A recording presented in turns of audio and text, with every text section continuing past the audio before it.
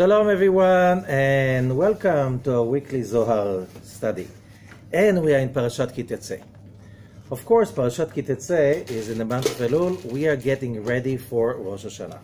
So we'll see how everything leads us towards that place. And here it is. In Parashat Ki-Tetse, of course, this is not just starting it. We already started in Parashat Shoftim last week.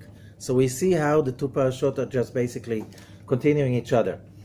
So, in Parashat Ki-Tetse, we can read it on Deuteronomy chapter 21, verse 10. And it says as follows, Ki-Tetse lemilchama al oivecha, as you wage war on your enemies, unetano Hashem Elokecha be'adecha, and the Lord your God will give him in your hand. You know this is a problem. It's not my grammatical problem, it's the Torah, and the Torah never makes grammatical mistakes. So there's a hint over here.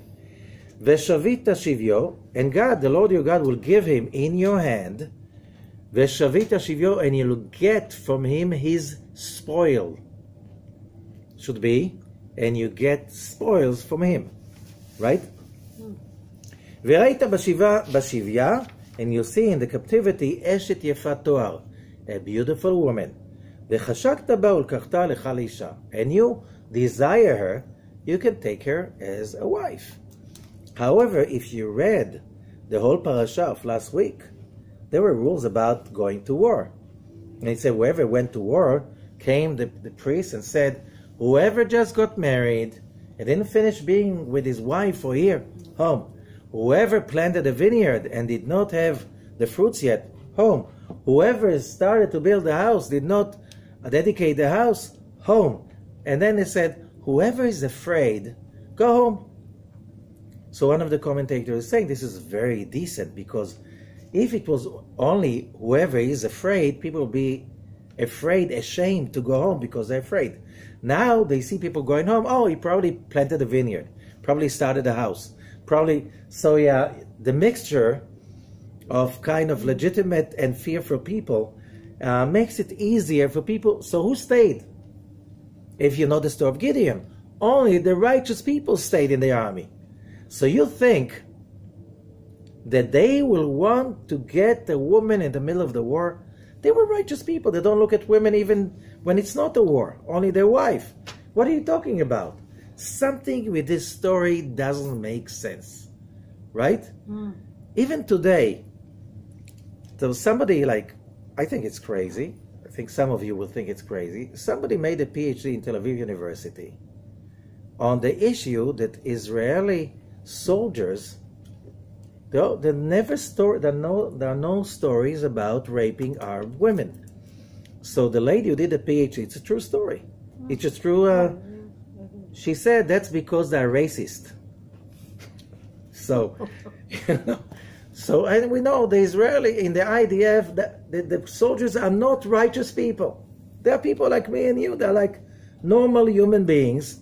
But things like this don't happen. So you're talking about a war in the biblical time in which only the real righteous people went to war.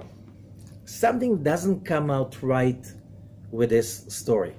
However, we had a hint a bit earlier in the previous parasha. What did we say over there? We read and we spoke about it even. Now we can go back to the same chapter. It's chapter 20, verse 1. And we spoke about it last week, and we said, Ki-Tetse lemilchama al oivecha, as you wage war over your enemy, v'raita sus v'rechev, and you will see a horse and a chariot and a nation bigger than you are. Okay? Do not be afraid of them, because the Lord your God is with you, the one who took you out of Egypt. And we said, again, there is a problem with, if you read it literally, because grammatically it doesn't fit. If you go to war against your enemy, okay, you will see horses, you will see chariots, you will not see a horse and a chariot, right? Because it's not a war, that's just a, you know, neighborhood feud. If it's a horse and a chariot, it's not a war. Correct? So how do you explain it? We explained it last week. That as you go to war against your enemy, one enemy, we said because you have only one enemy. Who is our enemy? Our desire to receive for the self alone, which, we'll come back to it, is the real enemy. The dark side of our personality, we don't have any other enemies. Because when we are connected to the network, when we are plugged in to the light network, then we know what to do, when to do, how to do it. We channel it in. Where are the fears coming from? Where are the anxieties coming from? Where are all the mistakes that we do when we feel fear, anxiety, we get frightened, all of those emotions and lust, and all those stupid issues that people call ego. Not all ego is stupid. You know, saying, I can do it and can overcome my negativity, this is also ego. Ego is not always good, bad. Without ego, you say, you know, who am I? I'm no one. I'm nobody. All my life, I was this, I was this. Do I have any hope? No, you know, I don't have any ego. I'm nothing, I'm nobody. If you're nothing and nobody, you will never get up and fight your enemy. Right? That's a Baal Shem Tov. He said, without ego, you will never have the guts to fight against the darkness. Never. So you need the good ego. Not all ego is bad. Okay? Only cults preach against ego. Why? You will never say no, it's not right to the leaders of the cult. Because they brainwash you, you're not supposed to have ego. And if something is wrong, you cannot say it's wrong. Why? Because it's your ego talking. Right? Be careful about people who preach against ego. The Baal Shem Tov, who was not a leader of a cult, he said you need an ego, because without an ego, after you fail, where are you going to get the guts to say, I fell 6 times, how would I get up the 7th time? You need ego for that, to pick yourself up. Okay? So not all ego is bad. You have good one like everything. There's good fear and bad fear. There's good pressure and bad pressure. There's good ego and bad ego. How do you know? If it gets you closer to the light, it's a good one. A good fear gets you closer to the light because you're not staying lazy, doing nothing. You're afraid you're going to miss the point. You're going to miss the train. You're going to get too little. So that fear is good for you. Right? A good ego gets you always fighting on your own, on your right to be connected to the light of God. Okay? That's ego. Otherwise, you can humiliate people. Say, who do you think you are? You're scum of the earth. You're this and you're that. So people just sit there and they learn to become obedient because they're worth nothing. Somebody else will do it for you. No one will do it for you. Forget it. You're the only one who can do it for you, and you're expected to do it. So get up and start doing it. Okay? So you're waging war against your enemy. You must have a good ego that there is a chance. And it says, don't be afraid. You're not alone. You know, there's a joke about the elephant and the mouse running in the desert. And the mouse is saying to the elephant, wow, see how many clouds of smoke, of scent we're doing behind us. Who said that? The mouse. We are the mouse. And God is the elephant. So the moment you run with him, we are making a big cloud. Right? That's what the Torah is saying. The moment you're running on, doing that job, fighting the war, and you're not alone, what do you care? You have the best body in the world with you. That's what the Torah is saying. Don't be afraid. You see your evil inclination, your enemy, big as a horse. And he's riding over your body. It's only you against your evil inclination and against your body. How can I make it? You can make it if you have God with you. By yourself, forget it. You'll never be able to make it. Okay? So that's what he says. So now, we go back to the beginning of Parashat Ki-Tetse, and as it says, as you wage war, again, the same, almost exactly the same phrase, but here it says, over your enemies. Why in plural? Unetano Hashem Elokecha b'yadecha, and the Lord your God will give him single in your hand. We usually, as I said before, we think we have many enemies. Human, could be a cancerous cell, it could be a virus, could be a bacteria, it could be, how many humans? Could be somebody in the government, somebody as a friend, somebody who was a friend, somebody was a spouse, family member, a neighbor, somebody you bumped into in business and stuff like this. So you have many enemies. Those guys who are responsible for the global warming, and those guys is like, oh, the world is full of enemies. Says the Zohar about the, what the Torah is saying. The Torah is basically hinting there's only one enemy.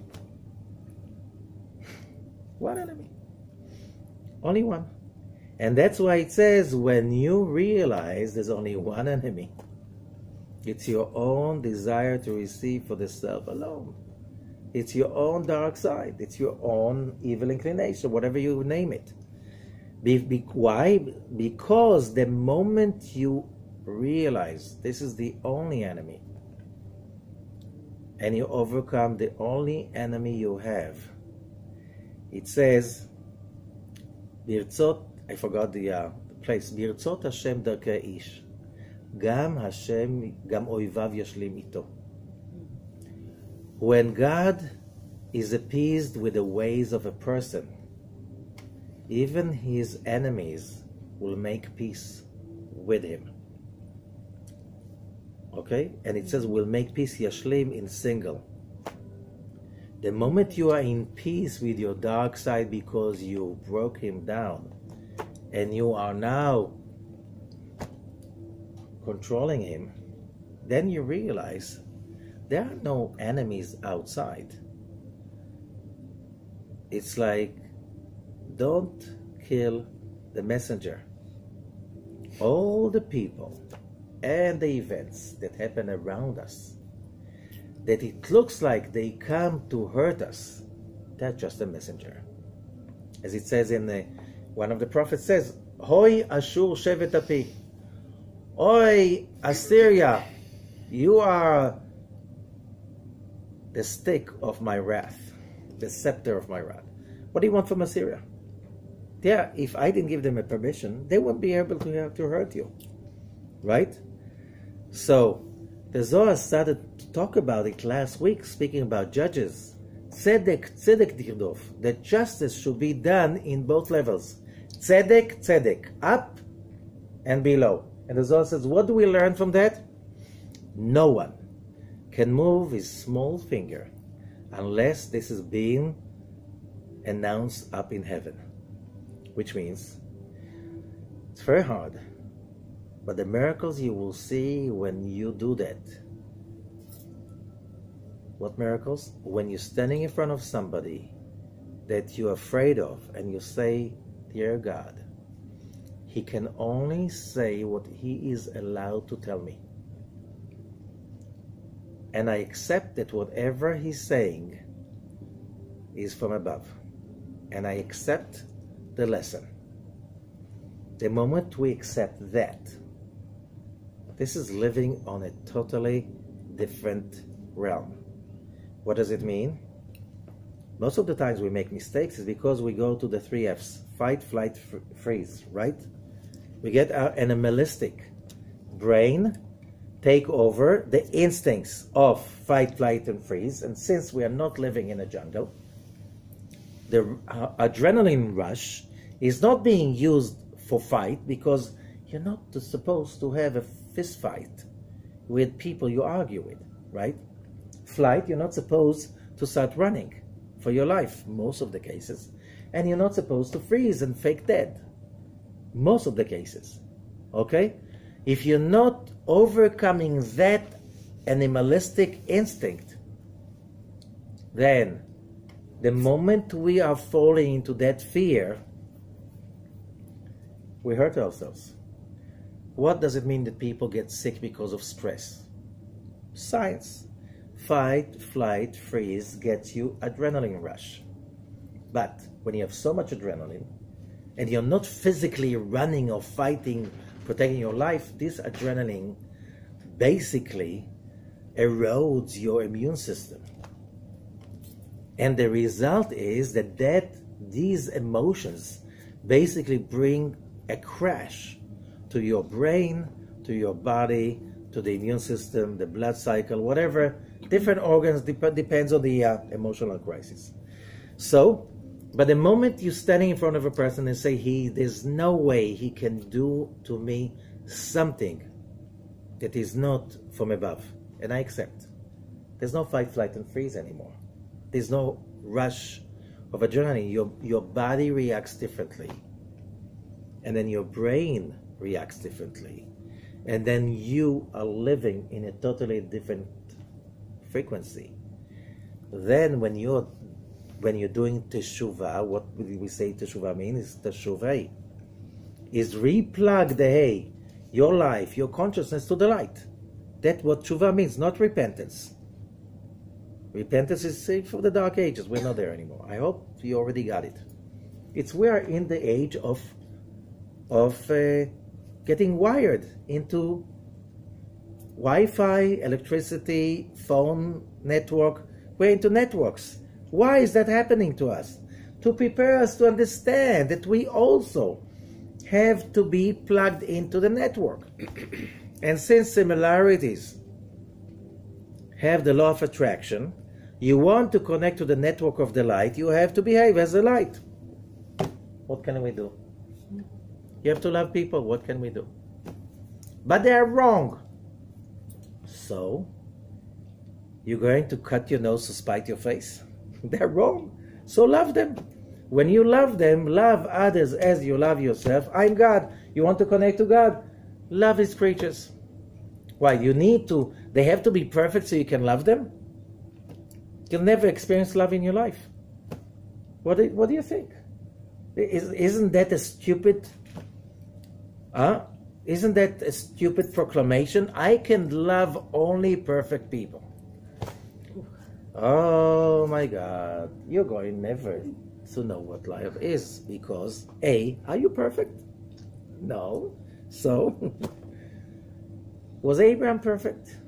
No. Isaac? The Torah doesn't speak about one perfect human being, nor the Torah, nor the rest of the Bible. Jewish Bible. Why? Because we're here not to be perfect. We're here to perfect. And if I'm perfect, there's nothing to perfect. Correct? Yep. Only in heaven you can be perfect. Here, we came to perfect. And if you can't find what's wrong, you can't perfect, you can't get any light for that. Because we can get light only through ownership. Hard work. If everything is easy and perfect, no work to be done. Okay, so remember that. So when we understand that, how do we explain when you realize that you have only one enemy, and when you overcome that enemy, you get plugged in, and with that you get the answer. And the moment you realize you are part of the network, then you realize even the other people, whatever happening, is part of the network. That's basically the deal of Messianic era. When people look about everything that happened to them and they say, you know what? It was all good. Without what I've gone through all my life, I won't be the person I am. And since I appreciate the person I've become, I can't give up any process I went through because it could be really, really upsetting when that happened. But look what I have become. And that was all thanks to all the procedures I had to go through. When I'm in that stage, then the sages are saying, even terrible stuff I've done in the past become great merits. How could that be? If I didn't fall that low, I wouldn't rise that far, that high. I would stay like mediocre, doing nothing, living nothing, experiencing nothing, and whoever does not make mistakes. And how do you learn? Trial and error. You study, but still, there's always internship. Okay, understanding that, learning that there's only one enemy, now you can understand what the Zohar is talking about. Because the beginning of the Zohar, of this parasha, is kind of ignoring the beginning of the parasha in the Torah itself. It speaks about this issue. We're starting in verse 10 in chapter 21. That was the beginning of the parasha. There are a few rules, cosmic rules, that are being explained later on. But then, really much later, and we won't have time to cover all of it, but on chapter 22, chapter 22, verse 13, Ki ikach ish isha, in case a man takes a woman as a wife, uva elea usne'a, and he hates her. Usually they had a wedding. You know what happens? And then the next morning you realize, like, I hate this lady. Can't stand her.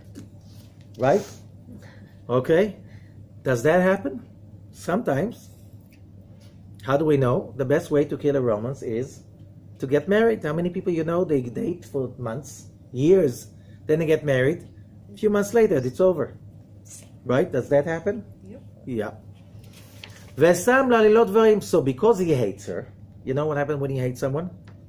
Suddenly you find all the facts in the world that she is the worst person in the world. You know what I'm saying?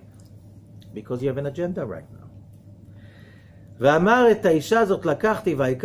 he starts to bring all kinds of stories about that woman that he married because he wants an excuse to get rid of her. Okay? So, you know, we're talking about this text was written some 34 centuries ago. Okay? So, there's now a question. Because in the ancient times, people say, okay, give me a proof that she was a virgin. She was not a virgin. The father of the girl will bring the sheet. Look, she was a virgin. He was lying. I have facts. What can we do about it nowadays? But this is not the story, because what the Zohar is saying, the whole thing is about telling lies about Betulat Israel. When you say Betulat Israel, that can be kind of pushing it, saying a virgin from the Israelite nation. Betulat Israel is not a virgin of the Israelite nation, not in Hebrew. Could be, you're pushing it. It means you're talking about the Shekhinah. You're talking about the divine presence. You're talking about the light of God in this physical world. That's what you're talking, which means we're going back to what we just said. Do you have enemies? You have no enemies. The moment you have enemies, what are you doing? You're doing a terrible thing. You're transgressing the first two laws on the two tablets. The first one says, I'm God your Lord, that took you out of the house of slavery from the land of Egypt. Right? Which means you're not a slave anymore. Are you? Agree? Do not agree? Fill it. If you agree, we can talk about the others. Don't agree? No deal. Right? It's a covenant. Right? In a covenant. Agree, not agree. Right? The first rule says agree, not agree. I'm not a slave. You're not a slave? How come you're complaining? Slaves complain. Winners take actions. Slaves are victims. Winners are using every problem as an opportunity. Why? As we said, nothing happens without a reason. So the moment you are complaining and blaming people for being your enemies, you transgress the first one, no deal, no covenant. Mount Sinai is a covenant, is a wedding, right? Mm-hmm. You are right now transgressing against Betulat Israel, about the bride. the bride. And when you blame other people, what about the second law? The second law said you should not have another God but me. What does it mean blaming? Having another God. The moment you say, it's their fault, my failure is their fault, what do you say at that moment? They are my God because they are in control over my life. Is that legal?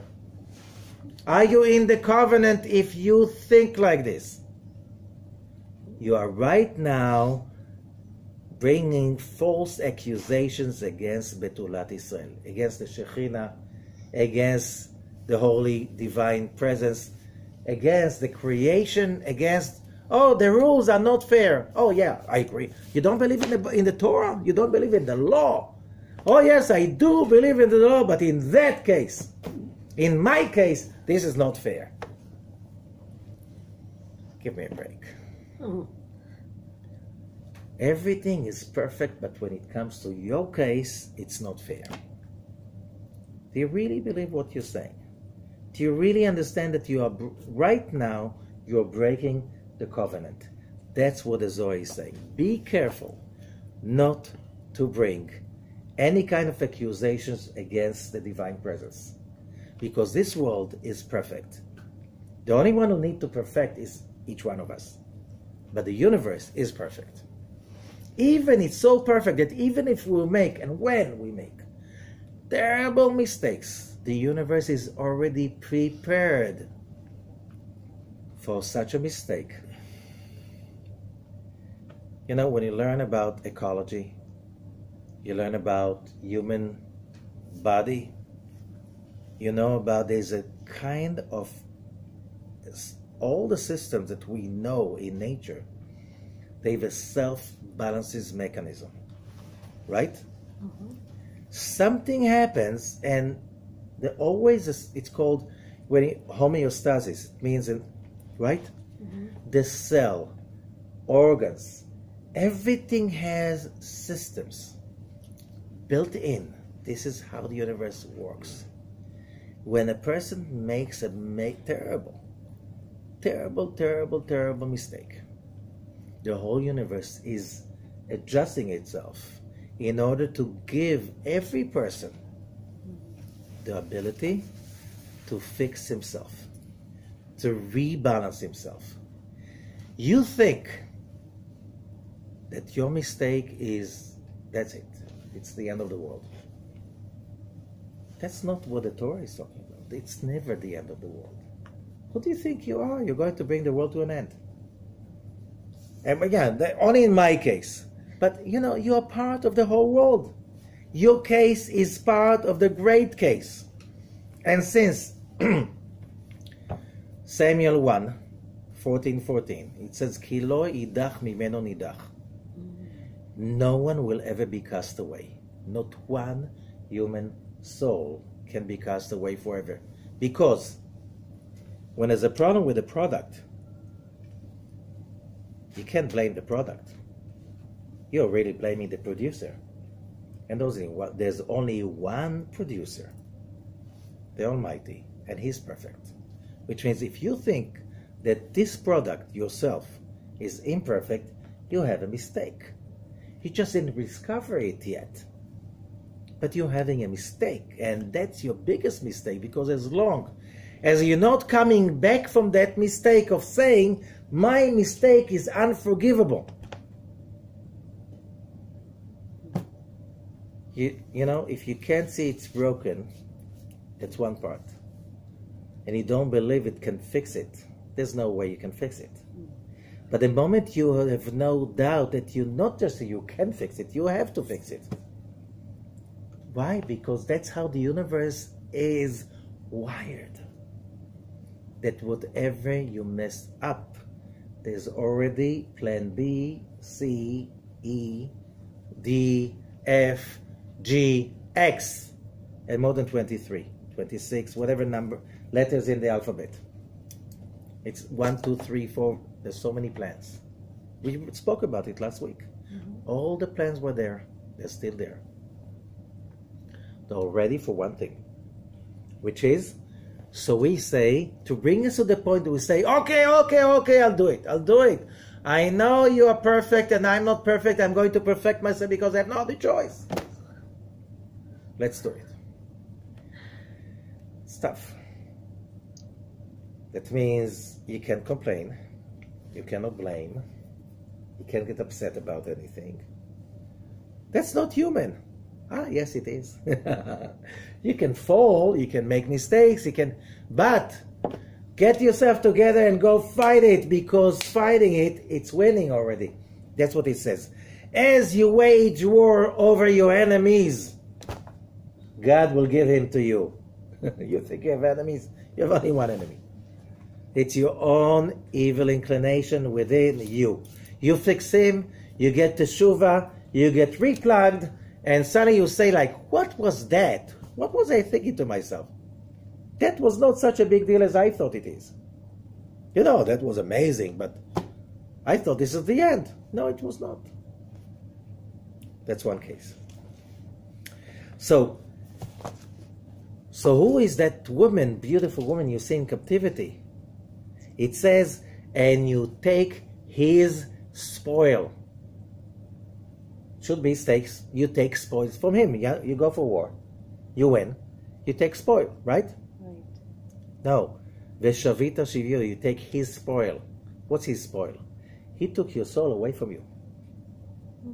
Now you can take it back. She is the beautiful woman. What do we sing every Friday night before the Kiddush? Eshet Chayil. We sing to the woman of valor. She is beautiful, she is resourceful. Who do we sing for? We sing for the Shekhinah, we sing for the lady of the house, we sing for reality, we sing for the holiness, we sing for our soul.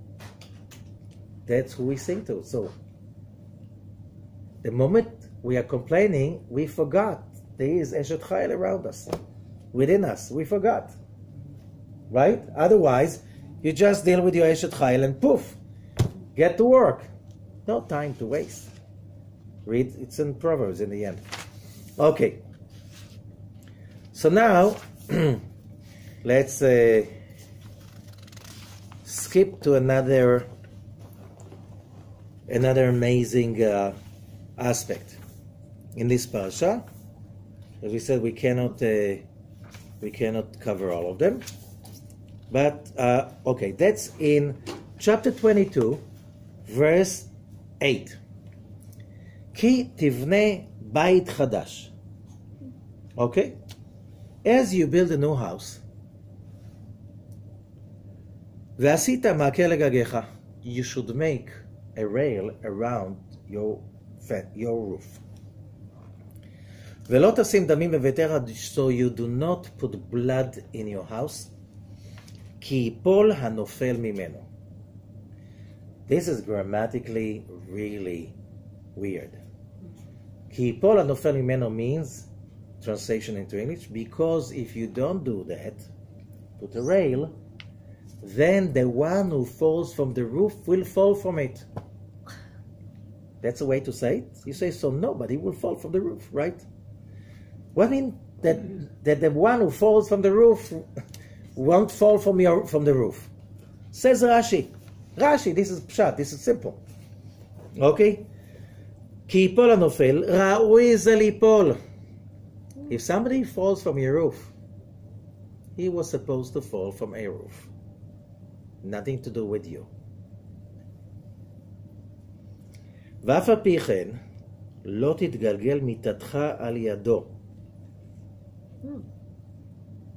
Okay? But anyway, you should not be involved with his death. If somebody is supposed to fall from a roof and die, no one can stop that from happening.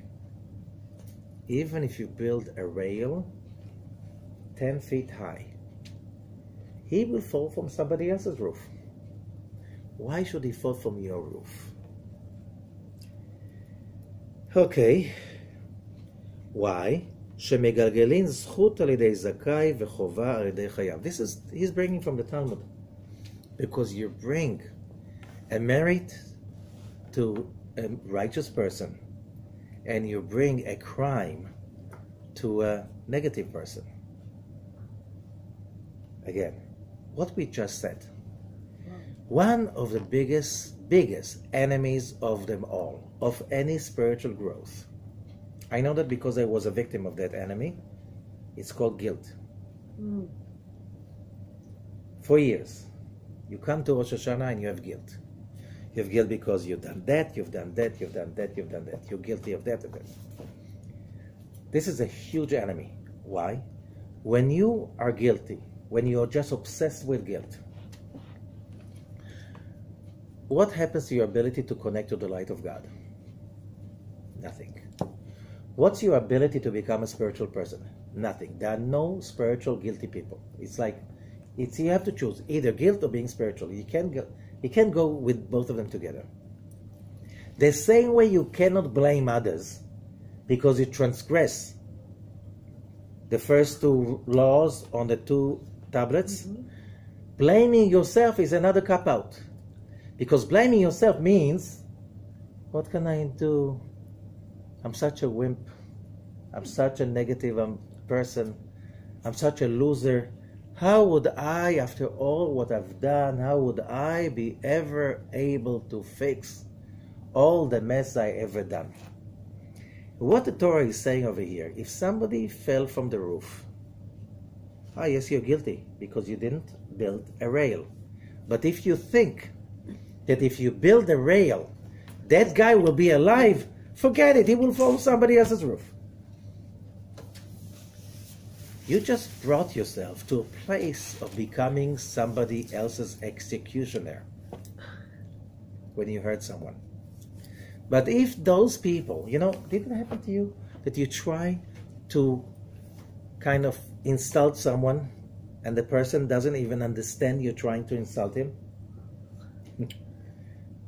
When one of the ways to find a person that is really spiritual, that you're trying to insult him, and that person, instead of being insulted, he's asking, everything is okay? Can I help you? Need something? It looks like you're in distress. He doesn't take it personally.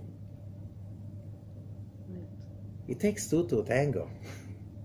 You cannot hurt someone who's not programmed to be hurt. And it doesn't make you exempt, but it means that first of all, don't go around with the guilt. Just fix yourself and do teshuvah. Reconnect to the light, but you can't take all of people's miseries and pain on you. And by the way, you can't hurt someone who's not somehow, I won't say asking for it, but what the sages are saying, there's one of the biggest saying that I say always, it's a Talmud, and it says, Lo achbar ganav, hachor ganav. Don't blame the mice, blame the hole. You know what? You made a big cheesecake. You let it cool down, you put it on the kitchen table, and you go for some errands, and you come back, you realize the mice came in and they finished the cheesecake. Now, logically, the mice are to blame, because who ate the cheesecake? The mice. Go kill all the mice. Is that a reality? No. But finding where did they get in from and closing that, that's reality. So it says, do not blame the mice. Blame the hole. What does it mean? Fix it. Fix the hole, which means if somebody attacks you and insults you and you get insulted, don't go after them. Ask yourself, why did I get insulted? Why? What was I hurt? Pirza koret leganav. A hole in the fence invites a thief. Can you get all the thieves into a correctional facility and correct them? No.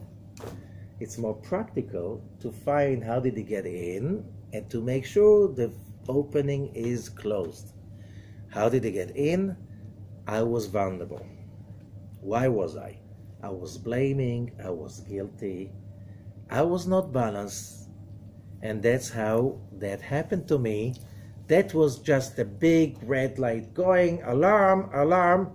You're, of course, going after those people that your brain think they are the enemies.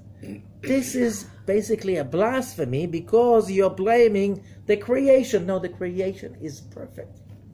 The creation knows how to balance itself. The question is, do you know how to balance yourself? Or if you don't know, you should better start doing it. Okay? So, there are people that go around with the guilt. What if I didn't do that? What if I don't do? What a waste of time and energy. This is like having, you're driving a car and you have a flat tire. So what do? You go fill it up with air every time you come to a gas station. It's like you're losing energy, you're losing good luck, you're losing everything possible to lose when you're busy with that. But when you stop doing that, then you do teshuvah. What does it mean you do teshuvah? You replug yourself to the light. And when you replug yourself to the light, you basically redefine yourself as what's right and what's wrong, who's to blame, who's not to blame. Why did that happen to me? It's like the Maimonides is saying, this is like you building yourself a new house. That's what it says over here. Ki tivneh bait chadash, when you build a new house. Why is that important? Because when you build yourself a new house, the dark side is looking for you, but you have a new address already. So he gets returned to sender. The previous dweller is not there anymore. We have no idea where is he. Why? He moved to another location. Not physically. Spiritually, he's not a victim anymore. He's not guilty anymore. He's like you can't track him in the same tracking codes he used to dwell in before. Therefore, the Maimonides is saying, this is 11th century, all the rules of tshuva, the moment you change the way you react to things, the moment that you change the way you deal with things, the moment you change the way you see things, you understand things, and you have your emotions about things, you build a new house. You have a new address. All that stuff that happened then, it can continue going, but it goes where? To the old address. Return to sender. What do you mean? The person has changed. Yes, the moment you change, you're a new creation. You built a new house. What's the problem? Rosh HaShanah is coming, and Rosh HaShanah is an opportunity to reconnect to the light. Redefine ourselves, who I am. A lot of people, how do they find themselves? Where does it hurt? I am the guy who has that condition. I am the guy who I was a victim for an incident when I was 6 years old. Then I had another incident when I was 11. And there was a terrible one when I was 14. Meanwhile, I was I was abused like little stuff all around this time. And then it happened again. That's the way you define yourself. Leave that address. Build yourself a new house.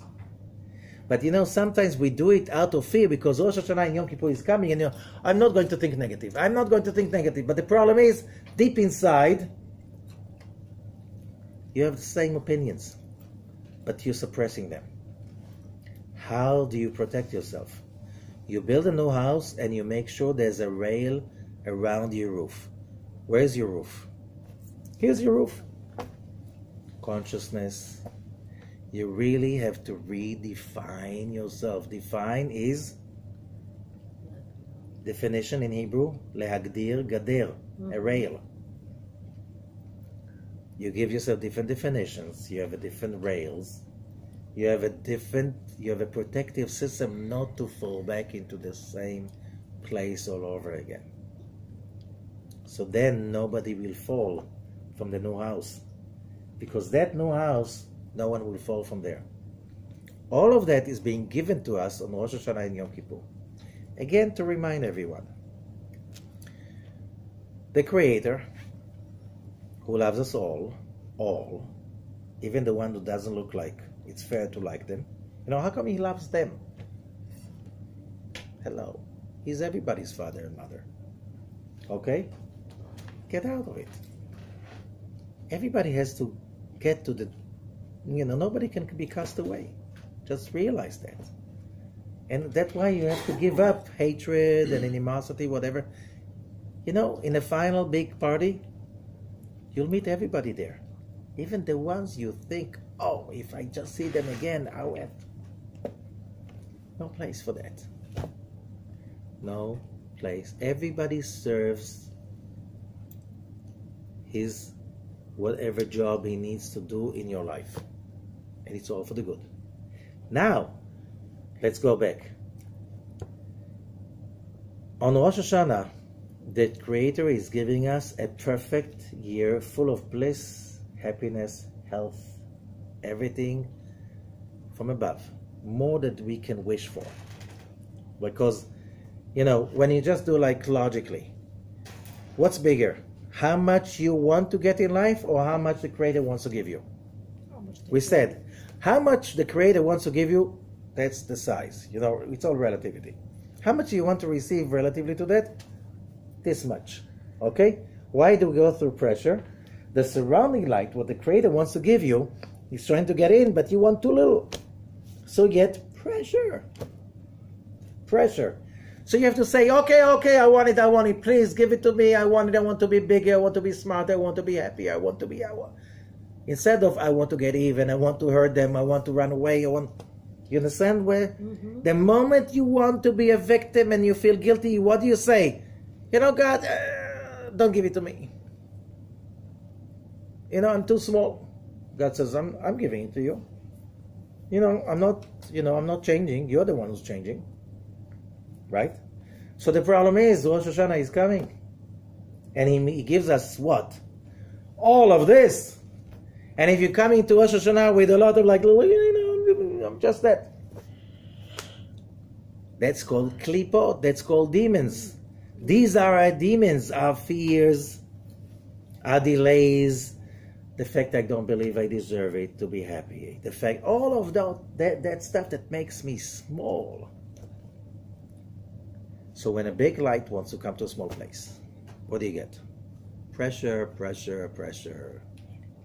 Discomfort, headache. Everybody, some people have headaches, some people have a bellyache, pressure. People just write it differently, different ways. So what do you have to do in Rosh Hashanah? I say, okay, please, I'm willing to become that person, God, that you want me to become. I'm willing to be the smart person that understands stuff. I want to be the wise person who has the patience to see the whole picture. I want to be the person with courage that has the power and the strength to fight my enemies, the real enemies. So Rosh Hashanah is coming. We have right now the time to define ourselves. That is the month of Virgo. This is the month we have to redefine the rails around our fence, around our roofs. Because coming to Rosh Hashanah, you have to be really sure who's the person you want to become, and not to be busy with the person you've been, because that's not going to help you. That's going to get you even bigger headache, bigger pressure, bigger pain. Why? Sooner, you want to find the Creator? God, you have a mistake. I'm this little tiny person who wants nothing. Just leave me. God says, no, you're much bigger than that. Step up to the plate. No way. We spoke about it before. Moses went in the morning with the flock of his father-in-law. He thought he's just taking the lambs into the pasture. He came back, as the biggest redeemer in the history of mankind. Did he plan that? No. I'm just a shepherd. God, what do you want me to do? What? To go fight Pharaoh and tell him, let my people go? You're kidding. Send somebody else. And God said, hello, I'm God, I'm telling you, you can do it. No, but I'm stuttering. You don't know I'm stuttering. Who gave a human being a mouth? We have this dispute with God every morning when we get up. No, I can't do that. Don't push me. Don't put me under the pressure. I just, leave me alone. Just leave me alone. Leave me small as I am. Sorry, I can't do that. I didn't create you for that place. Okay? So this is the job we have. And we have to relearn how to see ourselves and what do we want in the positive and not in the negative. Good luck with that. Maslacha. Thank you so much.